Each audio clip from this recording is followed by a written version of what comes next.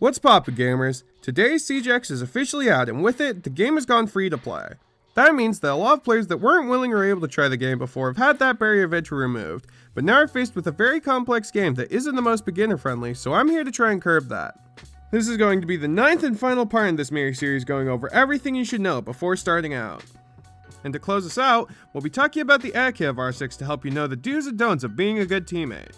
First and most important, do not reinforce between bomb sites. This done improperly can either screw one of your teammates over or completely lose you the round. Second, do not scan on someone else's drone or camera. Some players spend literal hours finding a good spot to hide their drone and Valcam, so scanning the enemies and notifying them they're on one can completely ruin what would otherwise be a game-winning camera. So instead of scanning, try yellow pinging the enemy since it gives just as good information but doesn't tell the enemy their location is known. Another defense one, do not reinforce over other people's rotates. So reinforcing a rotate like that can give the attackers free reign to take that map control pretty much for free, which only hurts your chances to win. In the same vein as reinforcements, don't go around barricading doors. That only restricts the defense's mobility for the slight inconvenience of the attackers having to shoot open a door for 2 seconds. For an attack one, if you don't want the diffuser, take it to the building before you drop it. I have lost rounds while having already taken site control only to notice that the kid is 65 meters away because Sophia refused to keep a hold of it. You don't have to keep a hold of it once you do get to the building, but if you end up with it in your back pocket, do your teammates a favor and hold on to it for just another 20 seconds. And on the other side of the coin, before making an aggressive push, drop the diffuser. That way, if it doesn't work out, the diffuser is 3 meters from the front door instead of in the middle of the bomb site. For some positioning related advice, holding the same angle as someone else is both a bad idea and also pretty rude. It's a bad idea because it gives the opponents the opportunity to do this, but it's also rude because the only reason you're doing it is to try and steal a kill that your teammate should obviously be getting.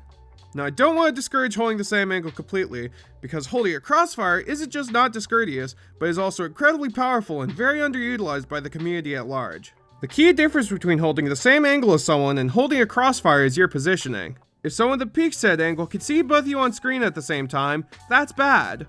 But if the person peeking the angle has to basically do a 180 to see the second person, then you're holding a crossfire, which is pretty much a guaranteed kill. If a person has gotten 4 kills that round, let them ace. You don't have to bait for him if you don't want to, but don't go for the kill if they're still alive and capable of taking that gunfight. Though this does not hold in more serious matches like Ranked or Siege Cup. If you're in a 2v1 and you have the chance to kill the 5th, just go for it. The win matters more than the ace. Also remember, time is on the defensive side. If you have man advantage and you're on the defense, play the clock. Don't give them an inch, because sometimes they'll take a mile.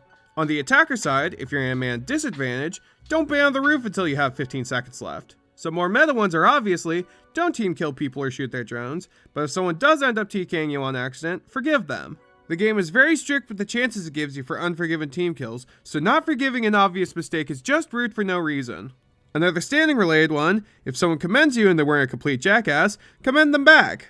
Positivity is infectious, and making people's day better will eventually come around, so the more fun you can help other people have, the more fun you'll have. And a tip for my veterans out there, be patient. I know we have literal months of in-game time between us now and our time as a newbie, but please remember, this game is super unforgiving. It takes like 50 hours of time to stop looking like this is the first time you've played a video game. So if you see a new player who's pissing you off because you can't see the guy who's right there, he's right there, he is on your screen, you can see him, what are you looking at? He's right there! Just remember that these people are the reason we can play now, and could be the reason we could still play in 5 years. So if you decide to make fun of them, keep it to yourself. And you know what? Be encouraging. A little positivity could go a long way. And for the very final tip, you play at your best when you're having fun, so focus on enjoying the game. You got plenty of time ahead of you to grind and get better, so no fuss in rushing it.